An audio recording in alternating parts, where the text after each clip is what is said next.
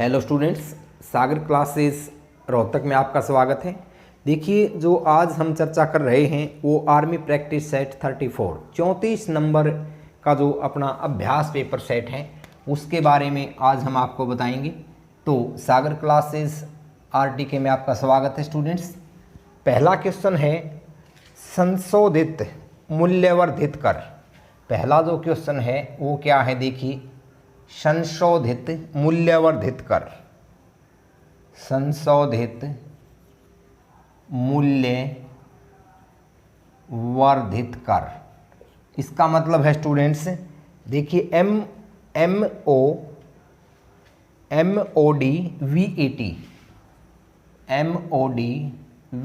ये टर्म्स भी आपको इसकी जगह मिल सकती है, जिसका मतलब है ये आपका modify value added tax. Modify value added tax, modified value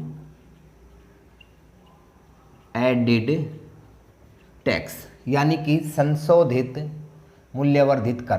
प्रश्न है कि ये कैसा कर है, का संबंध है, का संबंध है। तो किससे है स्टूडेंट्स, आंसर आ जाएगा, इसका संबंध है बिक्री कर से। बिक्री कर जो है उससे यह संबंधित है, बिक्री कर से यह संबंधित है। संशोधित मूल्यवर्धित कर, बिक्री कर से यह संबंधित है। नेक्स्ट क्वेश्चन है चोल साम्राज्य का अंत किसने किया। तो देखिए, चोल साम्राज्य का अंत किसने किया, किसने किया। तो प्रश्न का उत्तर है स्टूडेंट्स मलिक काफूर। मलिक काफूर, मलिक काफूर जो है कौन थे, ये स्टूडेंट्स अलाउद्दीन खिलजी के सेनापति थे। अलाउद्दीन खिलजी का सेनापति, अलाउद्दीन खिलजी के यह सेनापति थे मलिक काफूर। और इनका एक और नाम था स्टूडेंट्स हजार दिनारी। हजार दिनारी भी इनको कहा जाता था, मलिक काफूर को। अलाउद्दीन खिलजी के सेनापति थे यह। और इन्होंने जो अलाउद्दीन खिलजी थे स्टूडेंट्स, इनके बारे में आपको बता दें, यह 1296 से 1316 तक खिलजी वंश के बादशाह रहे हैं, दिल्ली की गद्दी पर रहे हैं। और काफ़ी एक तरह से प्रसिद्ध अपने समय के यह शासक रहे हैं। इन्होंने कई इम्प्रूवमेंट किए हैं, जैसे कि सैनिकों की जो ओलिया व्यवस्था लागू करना, घोड़ों के ऊपर दाग प्रथा लागू करना, घोड़ों को एक नंबर दे देना, आइडेंटिफाई कर देना घोड़ों को, और बाजार व्यवस्था के बारे में भी इनको याद किया जाता है। तो ये अलाउद्दीन खिलजी के सेनापति थे और इनको 1000 दिनार में खरीदा था। इनके ऊपर खिलजी सबसे ज़्यादा विश्वास करते थे। और यह स्टूडेंट्स मलिक काफूर जो थे, ये जो है एक हिजड़ा प्रवृत्ति के व्यक्ति थे। हिजड़ा था ये मलिक काफूर। और इसके लिए एक जो है इसमें अच्छी बात क्या थी कि इनका अपना वंश नहीं चल सकता था, जिसके लिए जो है बादशाह इनकी ओर से फ्री थे। नहीं तो सल्तनत काल में पता है आपको कि भाई सेनापति ने ही मार के गद्दी हासिल की थी। तो ये भय अलाउद्दीन खिलजी को इनसे नहीं था। काफ़ी एक तरह से क्वालिटी वाले, गुणवत्ता वाले व्यक्ति थे। इनको हजार दिनारी भी कहा गया है। कई बार पूछा गया है ये प्रश्न कि सल्तनत काल में हजार दिनारी किसको कहा गया है, तो मलिक काफूर को कहा गया है। नुसरत खान नाम के व्यक्ति ने इन्हें खरीदा था, जो कि इनसे पहले अलाउद्दीन खिलजी के सेनापति थे। तो उन्होंने चोल साम्राज्य का क्या किया स्टूडेंट्स, अंत किया था। चोल साम्राज्य जो है 1267 ईस्वी के बार अपने अंतिम चरणों में था और लगभग 1310 में इसको हरा दिया था मलिक काफूर ने। कब हराया था भाई, 1310 में। 1310 में इनको हरा दिया था। दूसरा क्वेश्चन देखें क्या कहता है। कहता है कि भाई महात्मा गांधी ने असहयोग आंदोलन कब चलाया। महात्मा गांधी ने असहयोग आंदोलन कब चलाया। महात्मा गांधी ने असहयोग आंदोलन कब चलाया। तो प्रश्न का उत्तर आ जाएगा 1 अगस्त 1920। 1 अगस्त 1920 को महात्मा गांधी ने यह आंदोलन चलाया था। और ध्यान रहे स्टूडेंट्स, इसी दिन बाल गंगाधर तिलक की मृत्यु भी होती है। बाल गंगाधर तिलक की मृत्यु भी होती है। बाल गंगाधर तिलक की मृत्यु भी होती है स्टूडेंट्स इसी दिन 1 अगस्त को ही। और इसी दिन महात्मा गांधी ने असहयोग आंदोलन चलाया था। कई बार ये पूछ लेता है स्टूडेंट्स कि आपका ये जो असहयोग आंदोलन है 1 अगस्त 1920 को चलाया, ये वापस कब लिया था? तो ये 12 फरवरी 1922 को इन्होंने यह वापस लिया था। एक घटना घटी थी उत्तर प्रदेश में चौरी चौरा नामक स्थान पर 5 फरवरी 1922 को क्रांतिकारियों को जिंदा जला दिया था। ये पुलिस चौकी में आग लगा करके पुलिसकर्मियों को जिंदा जला दिया था क्रांतिकारियों ने। तो जो है हिंसा जो भड़क गई थी आंदोलन के दौरान, और महात्मा गांधी जो है वो भाई अहिंसा के पुजारी थे, तो इस कारण से 12 फरवरी को यह वापस ले लिया गया था। घटना भी कई बार पूछी जाती है। चौरी चौरा नामक जो स्थान है स्टूडेंट्स ये यूपी में, यहाँ पर यह घटना घटी थी। कब घटी थी? 5 फरवरी 1922 को। आंदोलन वापस कब लिया था? 12 फरवरी 1922 को। चलाया किसने था? महात्मा गांधी ने। चलाया किसने था? यह महात्मा गांधी ने चलाया था। कब चलाया था? 1 अगस्त 1920 को चलाया था। तो ये इनसे रिलेटेड ये क्वेश्चन एग्जाम में बन सकते हैं। नेक्स्ट क्वेश्चन देखें क्या कहता है। ऑस्ट्रेलिया की राजधानी कौन सी है? तो ऑस्ट्रेलिया की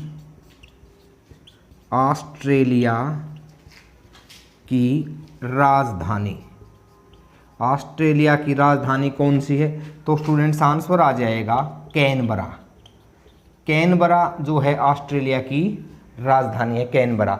एक याद करने का तरीका भी हम मान लिया, किसी टीचर्स ने बच्चे से पूछा कि भी ऑस्ट्रेलिया की राजधानी कौन सी है, और बच्चे को याद नहीं है तो एक लोकल भाषा में क्या कहेगा? कोनीबेरा। कोनीबेरा का मतलब, कोनीबेरा शब्द में ही वो राजधानी छिपी है। कोनीबेरा से आप क्या कहोगे? कैनबरा। तो कैनबरा उसको मॉडिफाई कर लेना है। याद करने का तरीका है ऑस्ट्रेलिया की राजधानी कैनबरा है। और ऑस्ट्रेलिया जो महाद्वीप है, महाद्वीप, इसको प्यासी भूमि का देश भी कहते हैं। प्यासी भूमि का देश भी कहते हैं इसको स्टूडेंट्स। कंगारू लैंड भी इसको कहा जाता है। The land of kangaroo, the land of golden fish, इसको काफ़ी नामों से जाना जाता है। नेक्स्ट देखें क्या कहता है। ग्रीन पार्क स्टेडियम कहाँ पर है? प्रश्न है आपका, ग्रीन पार्क स्टेडियम कहाँ है? तो ग्रीन पार्क स्टेडियम ये स्टूडेंट्स आपका कानपुर में है यह। और इसका निर्माण जो है 1945 में हुआ था। और ये जो है कानपुर किस नदी के किनारे है? गंगा नदी के किनारे स्थित है। और किस स्टेट में है? तो स्टूडेंट्स यह यूपी में है। तो इससे रिलेटेड ये क्वेश्चन बनते हैं। ग्रीन पार्क स्टेडियम जो है कानपुर में स्थित है, और कानपुर उत्तर प्रदेश में है, और स्टेडियम का निर्माण 1945 में किया गया था। तो इसको साफ कर लेते हैं भाई। चैनल को स्टूडेंट्स ज़्यादा से ज़्यादा शेयर कीजिए, सब्सक्राइब कीजिए जितने भी फ्रेंड सर्कल में हैं। और कोई यदि इम्प्रूवमेंट आप चाहते हो किसी प्रकार का, तो उसमें भी आप कमेंट्स के माध्यम से बता सकते हैं।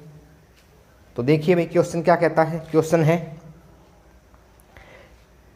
19वां 2022 का एशियाई खेल कहाँ आयोजित होगा? 19वां, एक तो इसने प्रश्न में ही बता दिया इस बार कौन सा एशियाई खेल होंगे 19वां। एक दूसरी बात बता दी 2022 में होंगे। तो कहता है कि कहाँ आयोजित होंगे। 19वां 2022 का एशियाई खेल कहाँ आयोजित होंगे। तो ये स्टूडेंट्स आपका बता दें, प्रश्न आ सकता है, ये चर्चा में है ये देश सब, ये चीन में होंगे भाई। और चीन की राजधानी क्या है? बीजिंग है। बीजिंग चीन की राजधानी है। और चीन में कहाँ पर होंगे? यदि जगह का नाम पूछ ले तो हांगझो में यह इन खेलों का आयोजन होगा। चीन की स्टूडेंट्स मुद्रा भी कई बार पूछ लेता है, मुद्रा। तो चीन की मुद्रा जो है वो युआन है। आपको रेनबिन भी ऑप्शन में मिल सकता है, मुद्रा इसकी पूछ सकता है। राजधानी पूछ सकता है। और चीन को बता दें आपको एशिया का अजगर भी कहा जाता है।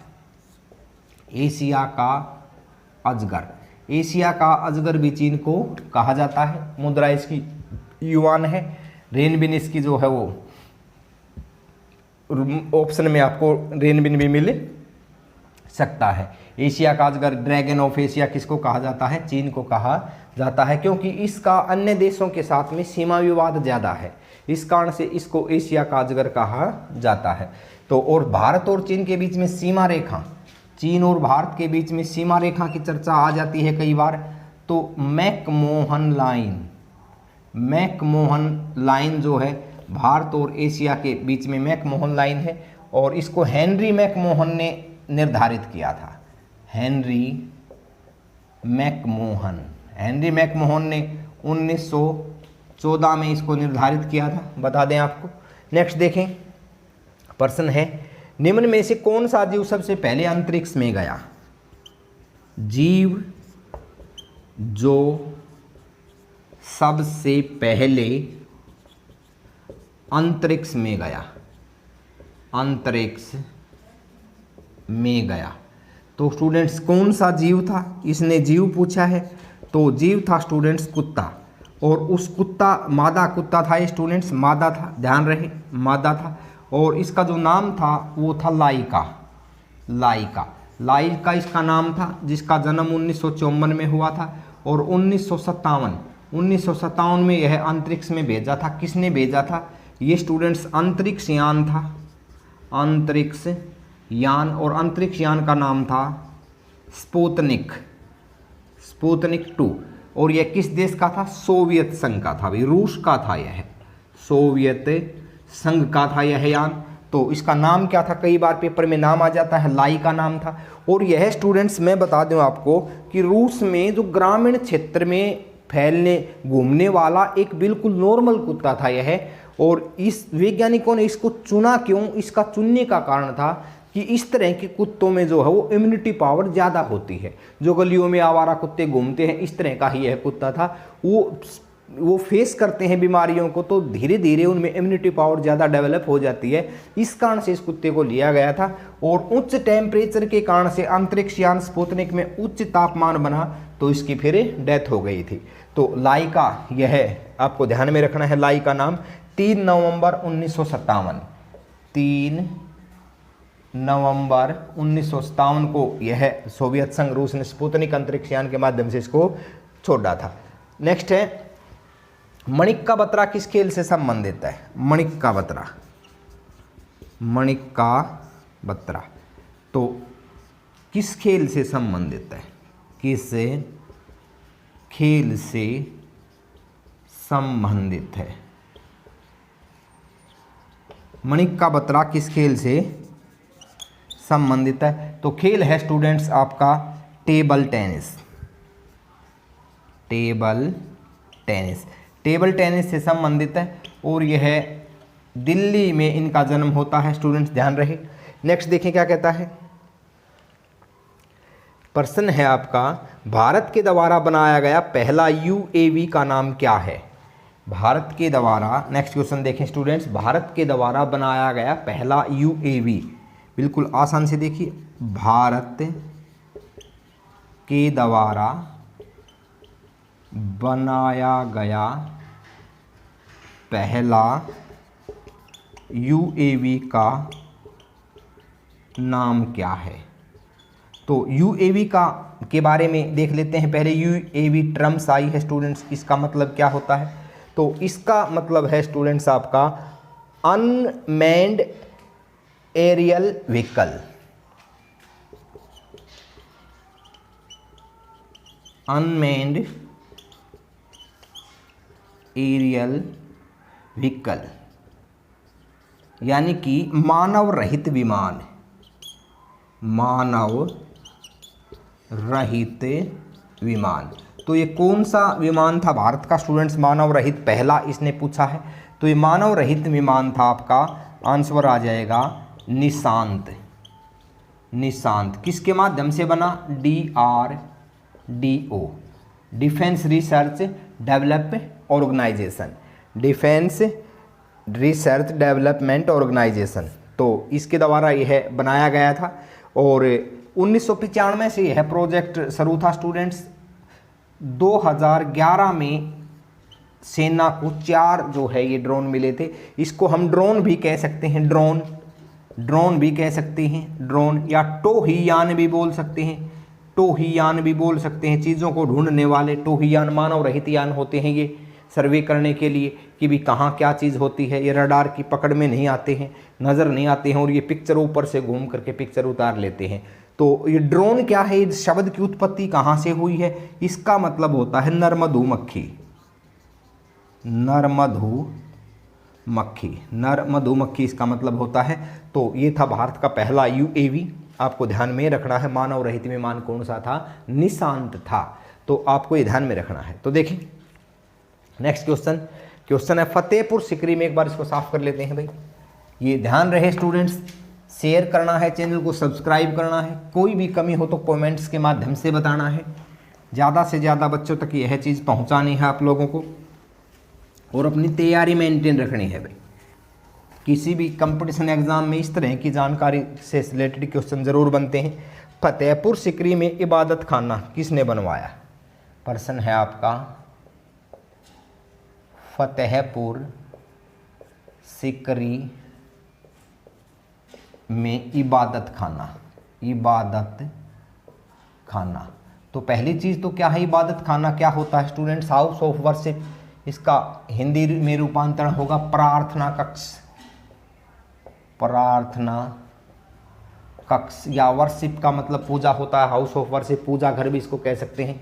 तो फतेहपुर सिकरी में इसको किसने बनवाया था? तो ये बनवाया था भैया आपका अकबर ने। अकबर मुगल बादशाह था, जो कि 1556 से लेकर के 1605 ईस्वी तक यह गद्दी पर रहा था। इसने इसको कब बनवाया था?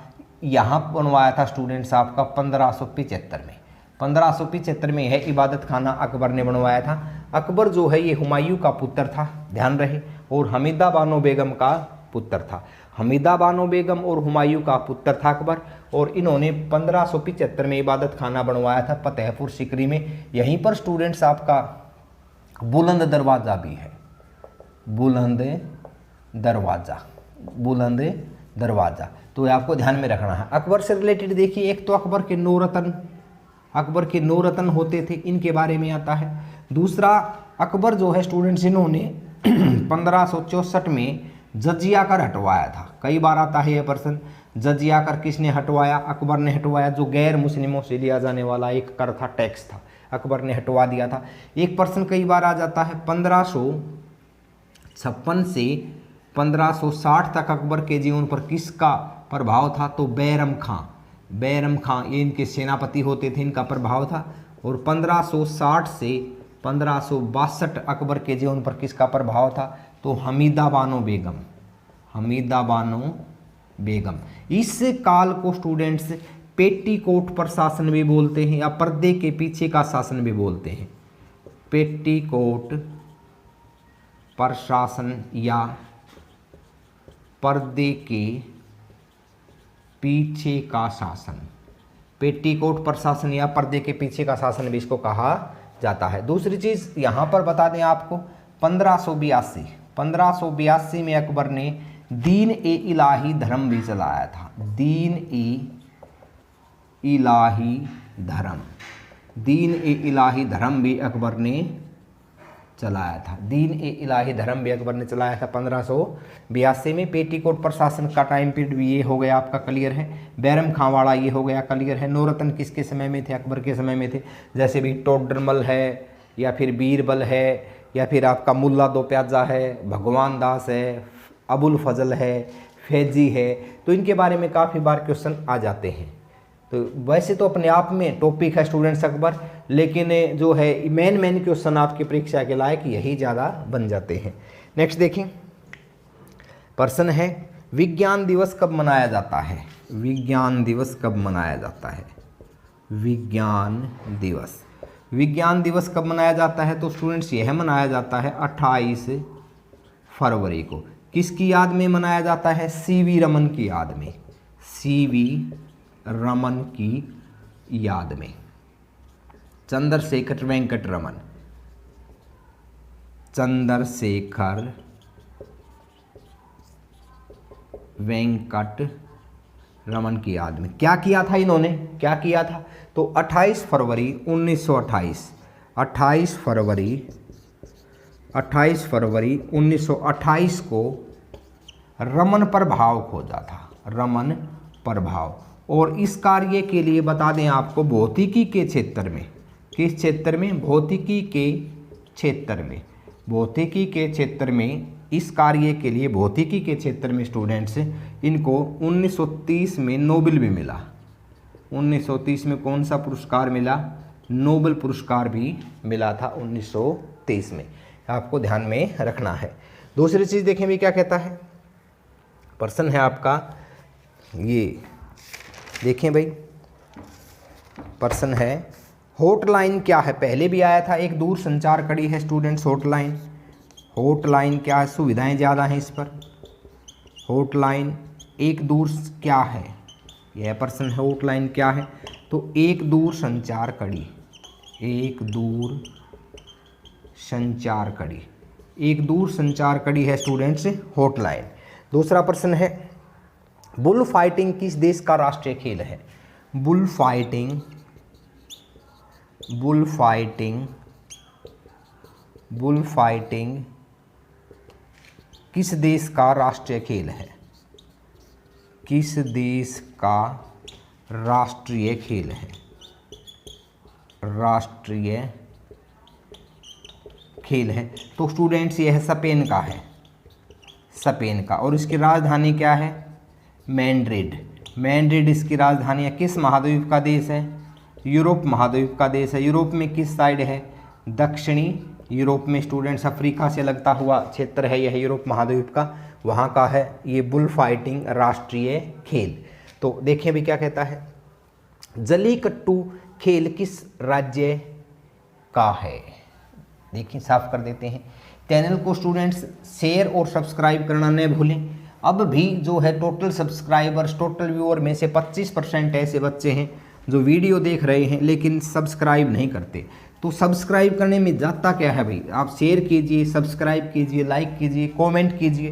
प्रश्न है आपका, देखें जलीकट्टू किस राज्य का खेल है? काफ़ी चर्चा में रहा था ये जलीकट्टू किस राज्य का राष्ट्रीय खेल है? तो प्रश्न का आंसर आ जाएगा तमिलनाडु। तमिलनाडु, तमिलनाडु का है स्टूडेंट्स। इसमें क्या करते हैं? एक त्यौहार है तमिलनाडु का, बता दें आपको, पोंगल। पोंगल त्यौहार है और पोंगल त्यौहार के दौरान जलीकट्टू जो है एक खेल मनाया जाता है। इस खेल में क्या है स्टूडेंट्स? मानव वर्सेज सांड का युद्ध होता है। मानव वर्सेज सांड का युद्ध होता है, भैंसा का इसके अंतर्गत युद्ध होता है। और ये एक परंपरा है, इसको तमिलनाडु का गौरव बोलते हैं। इस खेल को क्या बोलते हैं? तमिलनाडु का गौरव बोलते हैं। ये उनकी कल्चर है। लगभग 2000 साल से यह परंपरा चली आ रही है। एक बार कोर्ट ने इसके ऊपर, सुप्रीम कोर्ट ने बयान भी लगा दिया था। तो ये चीज़ चर्चा में रही थी स्टूडेंट्स। यहाँ पर वन्यजीव से अधिनियम से संबंधित नियमों का उल्लंघन हो रहा था। तो ये एक बार जो है यहाँ पर बयान भी लगाया था, तब भी चर्चा में था। तो जलीकट्टू क्या है स्टूडेंट्स? एक खेल है और किस राज्य का है? तमिलनाडु का है। पोंगल क्या है? पोंगल एक त्यौहार है, किसका है? तमिलनाडु का। पोंगल त्यौहार के अंतर्गत जलीकट्टू खेल खेला जाता है। 2 साल पहले, ये 2000 साल पहले की यह परंपरा है और इसमें मानव और सांड का युद्ध होता है, आपको ध्यान में रखना है। तमिलनाडु की चर्चा करें तो स्टूडेंट्स कई बार इसकी राजधानी पेपर में आ जाती है। तो इसकी राजधानी जो है वो कौन सी है?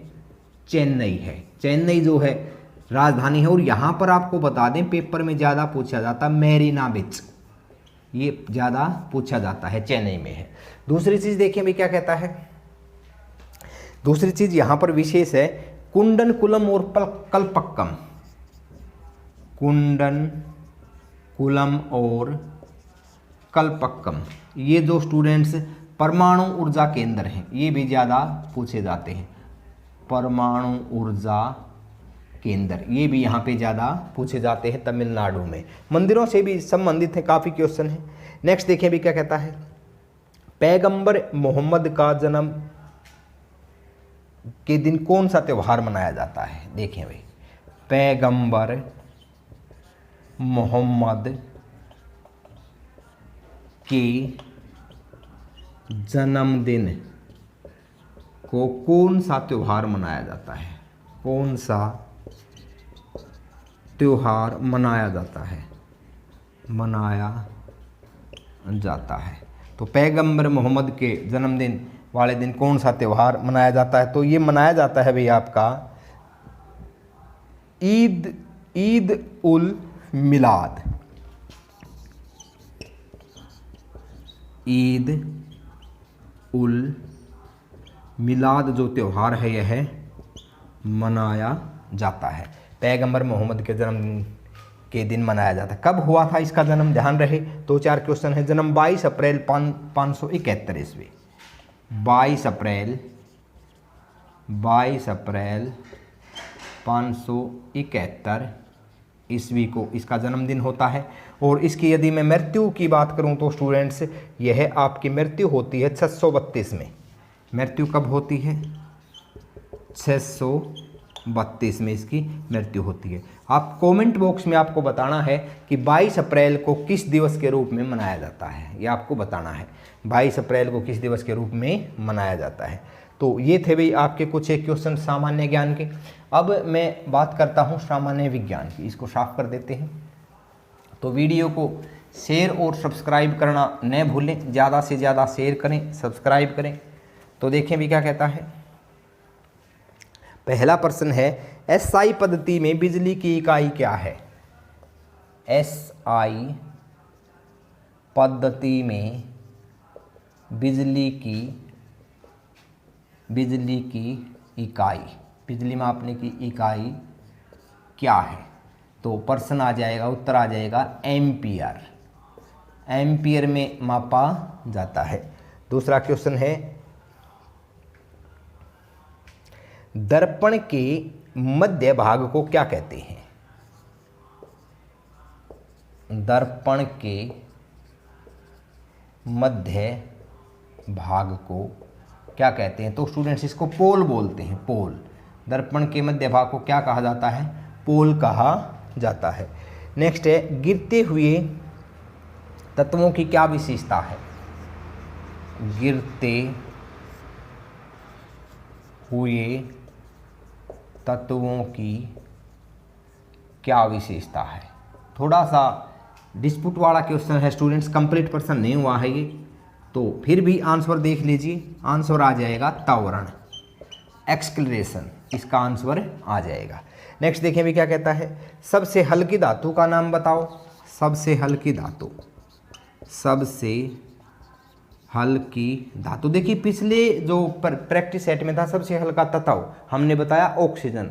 इस बार पूछ रहा है सबसे हल्की धातु। तो सबसे जो हल्की धातु है स्टूडेंट्स वो है आपकी लिथियम। लिथियम, ध्यान रहे, सबसे हल्की धातु लिथियम है। भारी आ जाए, भारी धातु, भारी धातु तो वो है स्टूडेंट्स आपकी ओस्मियम। ओस्मियम भारी धातु है। और ओस्मियम की प्राप्ति किससे होती है, कच्चे प्लेटिनम से होती है भाई, कच्चे प्लेटिनम से। प्लेटिनम से इसकी प्राप्ति होती है। जहरीली है, तो जहरीली है तो इस कारण से इसको जो है वो मिश्रित धातु के रूप में ही प्रयोग किया जाता है। नेक्स्ट देखें भाई, किस सेल का सही ईएमएफ मापने वाला यंत्र को कहते हैं। किसी सेल का, एक बार प्रश्न को साफ कर लेते हैं, ध्यान से देखिए भाई। किसी सेल का, काफ़ी अच्छा प्रश्न है ये, एक नया प्रश्न है सभी के लिए। किसी सेल का सही ईएमएफ, क्वेश्चन है किसी सेल का सही ईएमएफ, किसी सेल का सही ईएमएफ मापने वाला यंत्र, मापने वाला यंत्र क्या कहलाता है? क्या कहलाता है? तो स्टूडेंट्स आंसर प्रश्न का आ जाएगा, आंसर है इसका पोटेशियोमीटर। पोटेशियोमीटर, पोटेशियोमीटर इसका आंसर है। अब एक टर्म्स आ गई इसमें, ईएमएफ का मतलब क्या है? तो ईएमएफ का मतलब है स्टूडेंट्स इलेक्ट्रोमोटिव फोर्स। इलेक्ट्रोमोटिव